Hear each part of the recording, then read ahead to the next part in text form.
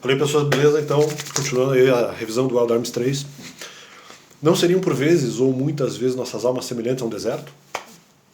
Cheio de feridas e zonas áridas? E aí, psicologicamente, temos de fazer constantes exercícios de por que vivemos isso ou aquilo. Por que ocorreu isso ou aquilo em nosso passado, em nossas vidas? Como consertar essa ou aquela outra situação? E até acharmos a raiz do problema pode levar uma cara de tempo. Então, dando continuidade aí à revisão. Como no jogo, se as personagens fizeram esse hercúleo esforço para tentar desvendar o que afinal se sucedeu no meio ambiente e até em suas vidas pessoais, para que as coisas restassem do jeito que estão, o mesmo devemos fazer em nossas vidas. Então o jogo ele realmente ele acaba trazendo esse intuito, essa característica de fazer o deserto, muitas vezes, claro, o que eu já repeti, parecer as nossas vidas, mas além disso, no sentido que nós temos que ter esse espírito investigativo para entender o que está acontecendo nesse caso no planeta, o que está acontecendo ao nosso redor, então não necessariamente no planeta deles que está em deserto, mas mesmo nas nossas situações das nossas vidas atuais, como isso impacta as nossas vidas individuais e o que a gente pode fazer nessa determinada situação. Então nós também temos que ter esse espírito investigativo para vasculhar esse deserto, seja representando as nossas vidas ou a nossa vida coletiva em geral. Então outro ponto aqui das armas memórias, né? Nossas vidas. Claro que com o perdão e arrependimento, e por vezes até com a passagem do tempo, essas machucaduras acabam perdendo força, né? Nós acabamos tendo uma autotendência aí à superação dessas machucaduras, desses problemas que a gente tem nas nossas vidas. Mas muitas vezes não é fácil assim o fazer. Ou mesmo que seja, outras pessoas podem não conhecer ou não manejar esses instrumentos da melhor maneira possível. Deixa eu só...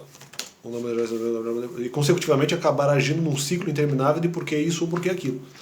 Isso é realmente um risco, assim. Talvez é um único ponto da doutrina, já falei isso em outros vídeos, que eu acho uma doutrina eclesiástica muito perigosa, que é a doutrina da autopiedade, né? Esse é o único ponto que eu acho que ela é, até que ela é verdadeira. Em algumas outras exceções, ela para mim ela já deixa de ser verdadeira e se torna realmente falsa. Porque nós não podemos entrar nesse ciclo interminável, né? Não é o tempo inteiro ficar no problema, meu Deus, não deveria ter vivido isso. Muitas vezes nós vamos ter que realmente dar um passo a mais para poder resolver o problema e eventualmente algumas coisas acabam perdendo força pela passagem do tempo mesmo.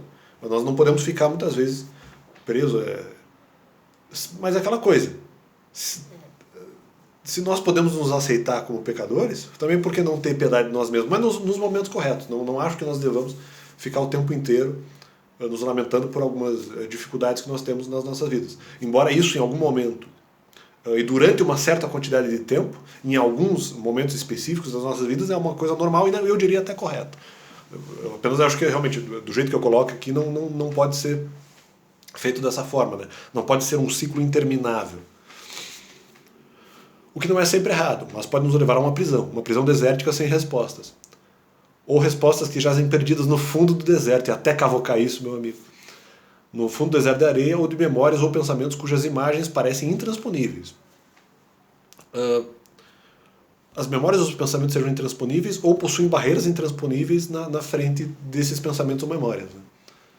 Insuperáveis, terra infértil, mas nessa mesma que Deus também pode trabalhar, Deus pode realmente ajudar na sua vida. Quem sabe sobre se o perdão e amor de Deus e o nosso próprio aos demais possa não só tornar fértil o que era árido do ponto de vista pessoal, mas também fazer o planeta ser restaurado. Ou seja, muitas vezes, talvez, para eu ajudar o deserto da vida de outra pessoa, ou eu ajudar as situações de dificuldade que nós vivemos, por exemplo, no Brasil atual, talvez o meu perdão ao próximo, perdoar aquilo que a pessoa fez, realmente possa ser uma forma ou uma fonte até de vida, de restauração e de conferência de vida às outras pessoas. Uma forma realmente de libertação até dos outros, né? Fazer com que ajudar as outras pessoas a superarem os seus próprios desertos pessoais. Mas também fazer... Tá. Um outro ponto aqui de características do gameplay. Como em outros jogos, muito disso é narrado em livros por todo o jogo, que contam a história de Filgai e de suas guerras e conflitos, no mais das vezes entre raças diferentes, inclusive informações a respeito de jogos anteriores da franquia, Wild Arms 1 e 2. Né? em relação àquilo que aconteceu nas histórias desses jogos. Ou mesmo dicas sobre o que fazer no jogo para facilitá-lo. Quando não falam da história, trazem dicas importantes sobre o jogo em si, ou mesmo outras coisas mais. Dicas sobre o que fazer no jogo para fazer. Quando não falam da história, trazem dicas importantes sobre o jogo em si, ou mesmo outras coisas mais. Então, uma opinião sobre o jogo. Aqui abro um parênteses para uma opinião que eu tenho sobre o jogo. O que eu tive no momento que eu joguei. Até interessante ler isso bastante tempo depois, acho que 1 ano e meio depois que eu escrevi isso, porque eu não lembro exatamente o que eu escrevi. Né? Vamos ver aqui o que eu escrevi a título de opinião. Algo que já falei no Primeiras Impressões, que era um vídeo que eu já fiz do Wild Arms 3 antes. É o primeiro vídeo que eu fiz, acho que sobre o Wild Arms 3. Algo que já falei no Primeiras Impressões e que achei meio ruim é a sequência de continuidade do jogo. Não que haja problemas de contradição lógica nele. Tipo, ele é um jogo... não, ele é bem continuado, assim, nesse quesito. Ele não se contradiz durante a contação da história. Mas em outro sentido, o passo do jogo até não... Ele acaba obedecendo uma certa regressão lógica em relação a eventos anteriores ou mesmo talvez até de outros jogos. Durante a contação da história, mas em outro sentido, no de que primeiro nós já nos vemos praticamente salvando o mundo quando encontramos a chamada Lança Negra. E aqui é um momento até interessante, porque... desculpa, alguém o vizinho passou a abrir a porta. Aqui é uma coisa interessante, eu lembro dessa opinião, porque assim, no começo do jogo é como se a gente já estivesse resolvendo questões absolutamente pertinentes. O jogo ele não é um problema de continuidade, é um problema da própria história mesmo aqui, porque já no começo do jogo já é uma questão que eventualmente pode influenciar o mundo inteiro. E nós já achamos um item absolutamente relevante que tem, entre aspas, teria o poder de praticamente destruir o mundo de novo, já é deserto. Então destruiria o mundo agora de vez, não teria nem deserto para contar a história. Então, eu acho meio não perigoso, meio e nem arriscado. Seria algo talvez até chato, porque é como se o jogo ele não desse o tom, ele não construiu o tom da história, ele simplesmente começou já com uma coisa totalmente irrelevante, ele não construiu nada para chegar ali. Ele simplesmente, vamos dizer, segunda, terceira dungeon, já está salvando o mundo praticamente. Então os personagens num nível super pequenininho. Então não construiu a história para chegar naquele clímax, vamos dizer assim, naquele ápice. É claro que depois, em outros momentos da história, talvez até em situações menos importantes, depois dessa parte inicial, mesmo que seja coisas menos importantes, mas aí o jogo vai construindo a história para um segundo momento de clímax, ou para um segundo, terceiro, quarto, quinto. Mas esse primeiro, ele é muito cedo no jogo. Ou talvez nem esse clímax não poderia ter ocorrido, mas talvez mais para metade do jogo. Alguns jogos acontece isso. Às vezes você chega na metade do jogo, mas aí chega na metade já seria um primeiro clímax. Que acontece realmente uma coisa muito importante que poderia influenciar, vamos dizer, o mundo inteiro. Aqui não, já logo no começo já acontece, então fica meio... E a gente participa da história. Ainda se fosse mais no começo, mas a gente sem participar, tudo bem. Como no caso específico da questão da desertificação, já é uma premissa do jogo. Aí tudo bem, já é uma coisa que influencia o mundo inteiro, mas já é a premissa histórica do jogo, já ocorreu antes, não há nada que você possa fazer a respeito. E até nem seria um erro de história ou um erro histórico. Nesse caso, não. A gente joga um pouquinho e já está influenciando de novo na questão do mundo. Pô, mas peraí, os personagens nem evoluíram direito, já está enfrentando uma questão super complicada, então eu acho o jogo não construiu, como ele traz esse momento de clímax, o jogo não se construiu suficientemente para que esse clímax fosse feito naquele momento. E depois buscamos outros objetivos. Peraí, botão errado. E depois buscamos outros objetivos para depois também salvar o mundo meio que novamente. Isto é, as coisas no jogo já começam bem grandes. Sintetizando é desse jeito, assim. Se fosse só em relação à premissa, tudo bem. Mas como isso já acontece no começo do jogo, como isso já ocorre no começo do jogo em relação a uma luta que nós fazemos e já influencia o mundo inteiro, já fica meio esquisito, assim. O jogo acaba nesse momento sendo direto demais para meu gosto. Tinha de criar mais clima para então chegarmos aos finalmente. Mesmo que alguns destes não fossem exatamente finalmente, mas início de história. Só que de uma maneira bem direta e um pouco maçante para uma introdução. O jogo acaba sendo direto demais para o meu gosto. Tinha de criar mais clima para então chegarmos aos finalmente. Mesmo que alguns desses não fossem exatamente finalmente. Sim, porque alguns, entre aspas, finalmente posteriores eles foram realmente construídos. E talvez algumas coisas que aparentassem ser finalmente, no final não é. Explicando melhor, eu deveria ter explicado melhor esse parágrafo, mas tudo bem. Então, uma outra ideia filosófica. Podemos ter a ilusão de que apenas ilusão. Aqui não, essa é uma ideia que eu acho até interessante. Em momentos em que o jogo faz a equipe falhar, ou as coisas não se encaixam, ou não saem exatamente como esperado, podemos ter a ilusão de que apenas os vilões são os únicos responsáveis. Não, aqui até essa parte talvez seja uma situação em que não tem vilão e mocinho, né? Porque do planeta inteiro todas as pessoas são praticamente responsáveis e carregam o fardo da desertificação, inclusive as gerações futuras, né? Ao que respondo sim e não, pois sem eles não haveria várias tentações, tanto no jogo quanto na vida em si. Ah, sim, daí a questão se alguma tentação seria necessária na sua vida, isso poderia fazer com que você se motivasse, ou até para a superação da própria tentação. E de repente essa tentação acabaria sendo útil. Essa é uma outra discussão, né? Mas muitas dessas vezes somos nós que caímos nessas tentações, ou pelo menos somos com elas coniventes. E talvez isso não seja uma coisa tão ruim, porque daí é ruim cair na tentação, eu creio que realmente seja pecado, mas muitas vezes elas fazem a gente se movimentar um pouco mais, né?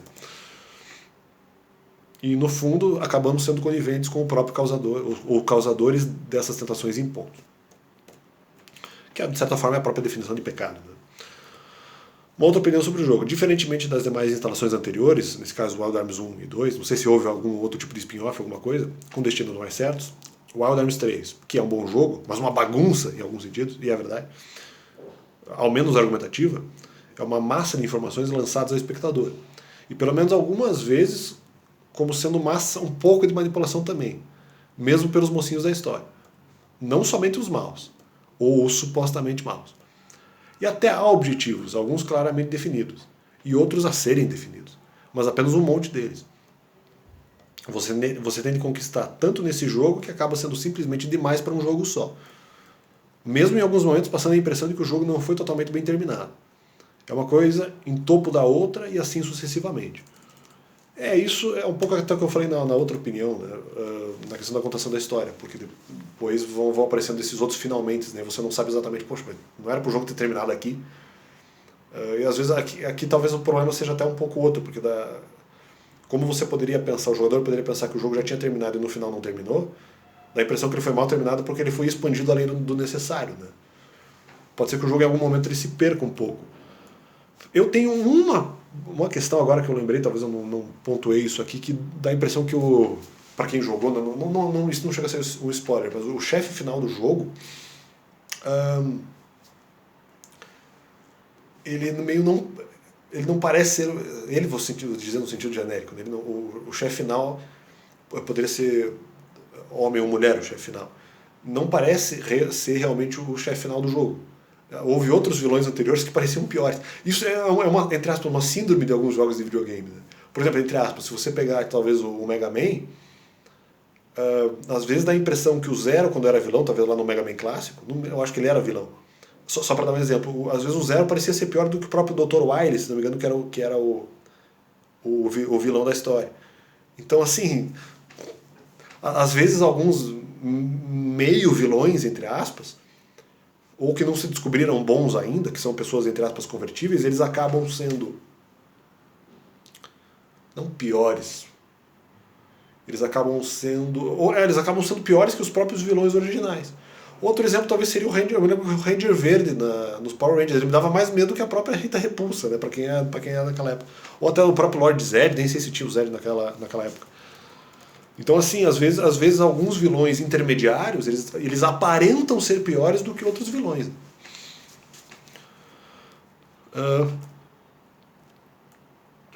E daí isso acho que um pouco entra nessa crítica, assim. Então, talvez o jogador seja um pouco manipulado no sentido de que a história ela vai meio virando uma bola de neve, assim. Pô, mas o jogo já não deveria ter terminado. Uma manipulação nesse sentido também, né? Embora talvez na época eu tivesse interpretado outra coisa. Alguns claramente definidos e outros a serem definidos, mas apenas um monte deles, um monte de objetivos. Inclusive, alguns objetivos anteriores, quando você chega, por exemplo, num clímax do jogo, não fala, agora aqui seria um bom momento para terminar. Mas antes disso, você teve que fazer várias coisas, algumas delas talvez inúteis, né? Talvez nesse sentido, o jogo talvez seja um pouco enrolado nesse aspecto.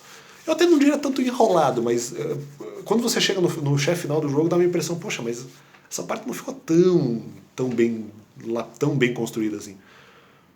Não, parece que algumas coisas que aconteceram são meio inúteis, assim. Às vezes dá a impressão que o jogo já devia ter terminado. Poxa, mas não terminou, cara. Ainda tem mais algumas coisas para fazer, então fica meio estranho. Creio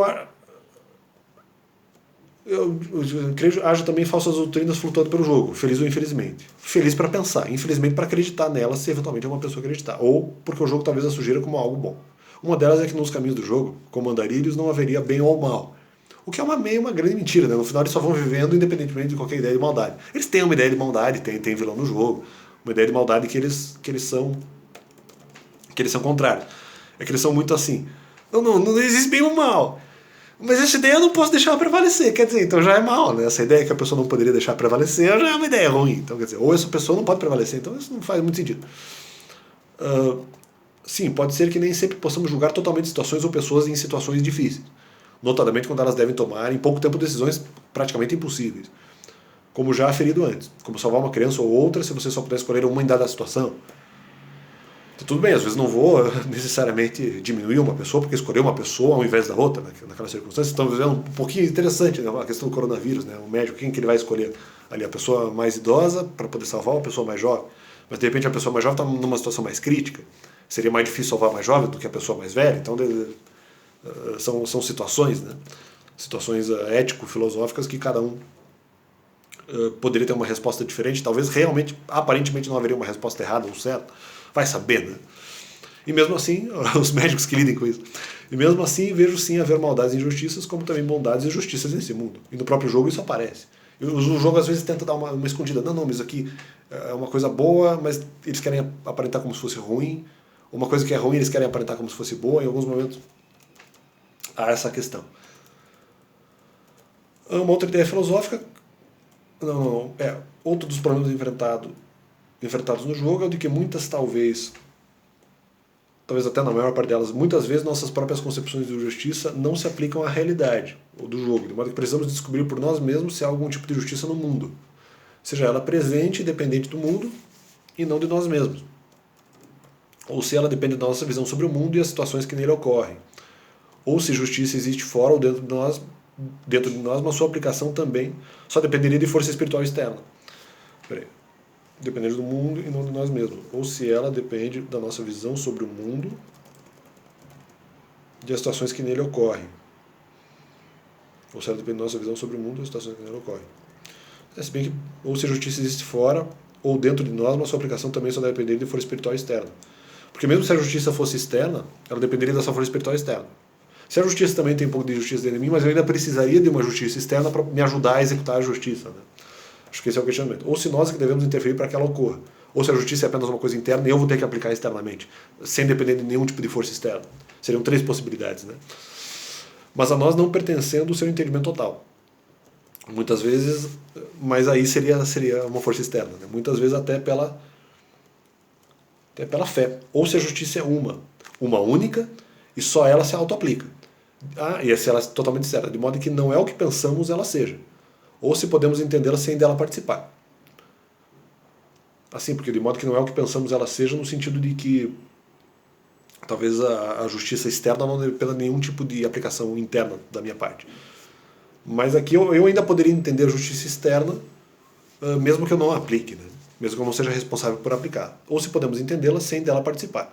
Ou mesmo que a nossa filosofia, que a nossa justiça seja um tipo de justiça, mas que não se aplique em vários casos. Mas aí também porque haveria justiça externa. Né? Uma outra ideia filosófica. E novamente retomamos o que pode significar o deserto de nossas vidas.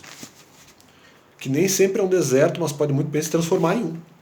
Pois podemos, tanto no deserto quanto no conforto, nos deparar com situações de manifestação de raciocínio sobre justiça ou injustiça, ou mesmo sobre nossa própria capacidade ou moralidade de julgamento de situações de outras pessoas. Sobre se nós, nas mesmas situações, faríamos ou cometeríamos os mesmos pecados que julgamos os outros. E a clássica situação é um pouco mais jurídica, né? Se eu sou um juiz, será que eu poderia punir uma pessoa num crime que eu mesmo cometeria? Mas este é apenas um objetivo possível, havendo vários outros. E esse caminho de justiça, principalmente em Deus, por exemplo, é reto. Se tropeçamos é porque fizemos algo errado, mas podemos retornar aos trilhos. Mas este é apenas um objetivo possível vendo vários outros. Tá. A questão continua aqui agora na história, vou retornando à questão da história. Fiz um hiato até grande em relação à história do jogo, vamos lá. No jogo, um dos objetivos dos vilões é estabelecer o que eles consideram o próximo passo da evolução do planeta, em relação ao qual, para eles, os seres vivos e o planeta, especificamente, também atravessariam. Que consideram que seria esse passo de evolução. E os humanos também o deveriam atravessar no porvir. Ou seja, tanto o planeta quanto os humanos teriam que evoluir. E essa evolução planetária só poderia ser conquistada mediante a destruição do próprio planeta, para que então com isso a sua energia, para com isso e sua energia, não está certo, para a destruição do planeta e a energia dispensada ou disponível após a destruição do planeta seja utilizada para se formar um novo, explosiva da destruição dele, se pudesse restaurar do jeito que sugerido pelos profetas, que desejariam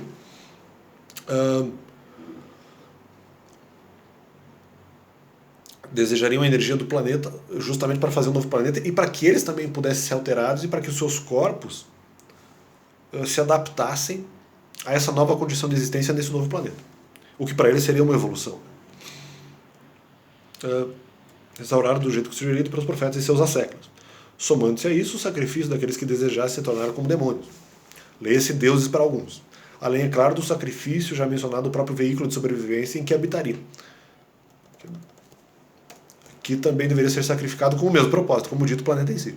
E perceba que com isso não seria somente o planeta que seria ressuscitado para se adequar mais ao estilo de vida demoníaco e permitir a habitabilidade a pessoas, ou ainda há outros seres coniventes com esses planos, usando tecnologia, conhecimento e energia demoníacos para que tanto o próprio planeta quanto os seres viventes atingissem status de demônios, verdadeiros deuses para os autoproclamados profetas.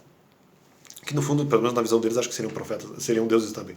Apesar de que o poder obtido por demônios e passado a outras gerações não é necessariamente bom nem mal, como qualquer tipo de poder.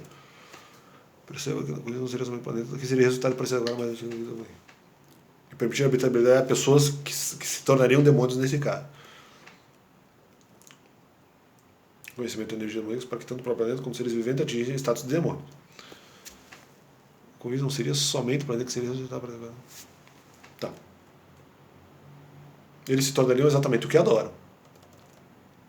E quem não aceitasse essa evolução, por eles apregoada, morreria.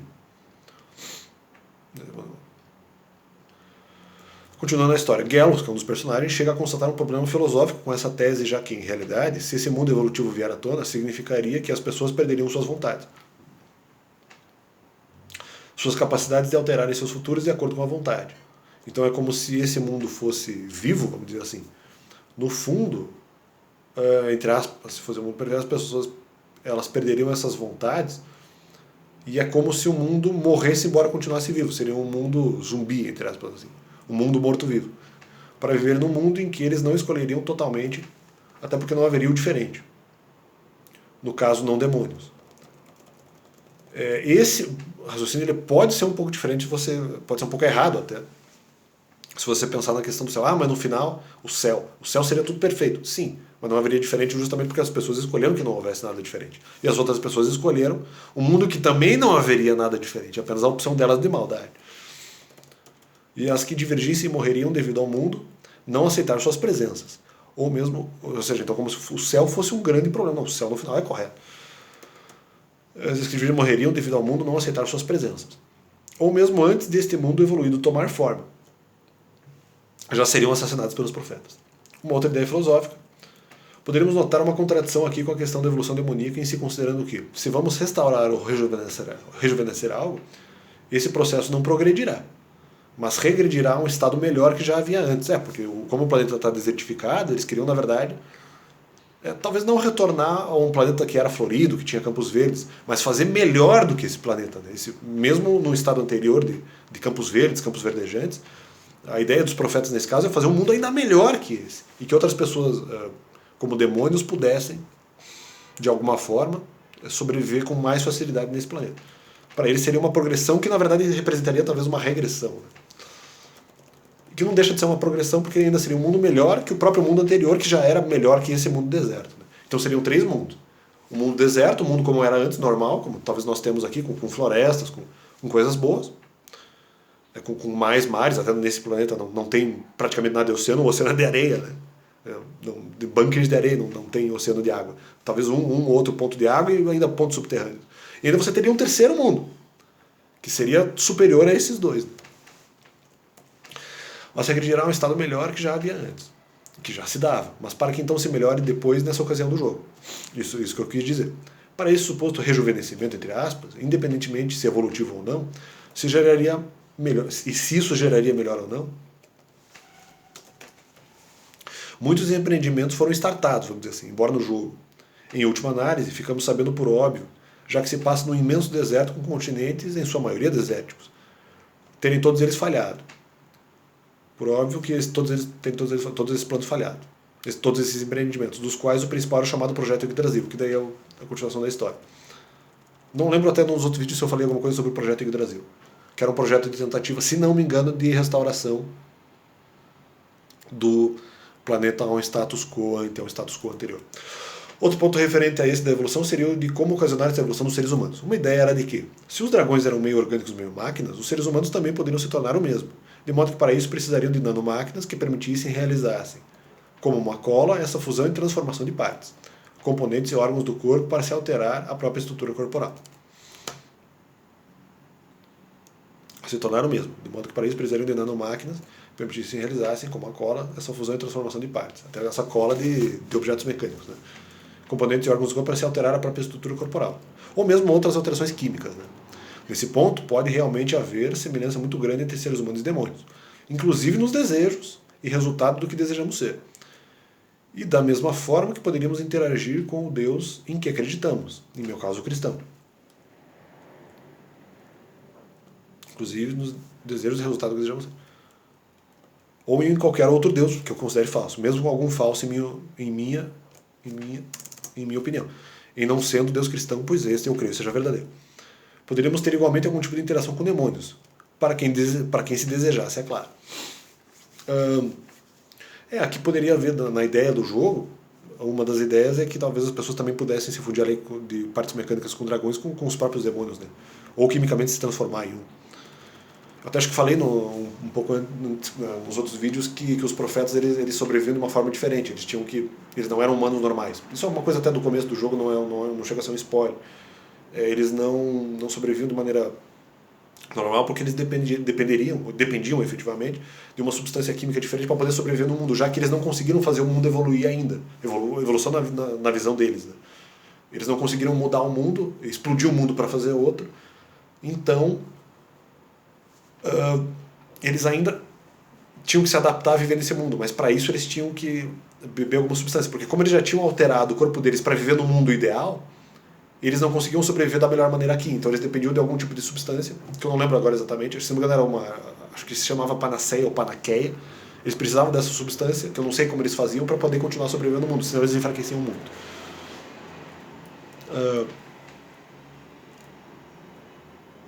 Peraí. Aqui eu continuo na história do jogo. Logicamente, o objetivo ulterior do que eles chamam de terraformação seria de transformar, justamente, melhorar o planeta.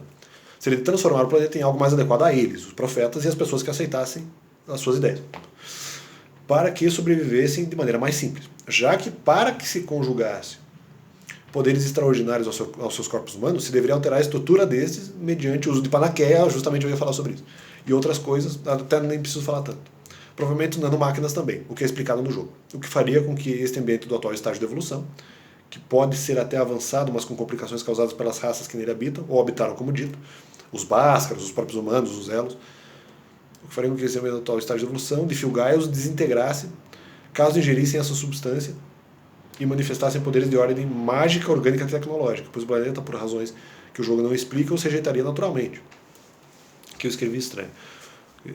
Peraí. Para que sobreviva de maneira mais simples, já que para que se conjugasse poderes se deveria alterar a estrutura desses mediante uso de panaqueia. Mas aqui não era nem só para alterar a estrutura deles ou das nanomáquinas. Eles também, por causa da panaqueia, já haviam alterado os corpos, mas eles iam continuar dependendo de panaqueia para continuar sobrevivendo nesse corpo. A panaqueia, pelo que eu escrevi aqui, se isso é verdade, a panaqueia dava poderes para eles, é como se trouxesse uma doença para o corpo deles, ao mesmo tempo em que permitia que eles continuassem existindo nessa realidade. Era uma droga, nesse ponto, extremamente poderosa. Inclusive as nanomáquinas que eles usavam nos corpos tinha praticamente o mesmo efeito. O enriquecimento do atual estágio de evolução, acho que do planeta deles mesmos, que pode até ser avançado, mas com complicações causadas pelas raças que nele habitam, ou habitaram como dito, habitaram nesse planeta, né? Ou mesmo o estágio de evolução dos corpos deles, porque essas pessoas que tomaram essa panaqué, eles teriam realmente poderes que os seres humanos normais não possuem, mas isso dificultaria a sobrevivência deles no jogo, na história do jogo. Para as raças que nele habitam, ou habitaram como dito, de Filgai, os desintegrasse caso ingerissem essa substância. O que faria com que o estágio de evolução? Eu não sei se os desintegraria se eles não tomassem, né? E manifestassem poderes de ordem mágica, orgânica e tecnológica. Não, isso talvez se os outros seres humanos se adequassem a isso. Sim, se os outros seres humanos tomassem, eles passariam a viver como esses profetas, né? Que teriam esses corpos degenerados. Não, se é isso que eu quis dizer, tudo bem. Portanto, da maior urgência que o planeta se transformasse para que não mais os repelisse. O próprio planeta rejeitava a existência deles, né? Por isso eles dependiam da Panaqué. Alterando assim seu ambiente para se ajustar à corporalidade dos profetas e dos humanos que a eles seguissem. Com isso, mesmo novas formas de vida não antes vistas seriam geradas a partir desse próximo estágio evolutivo do planeta.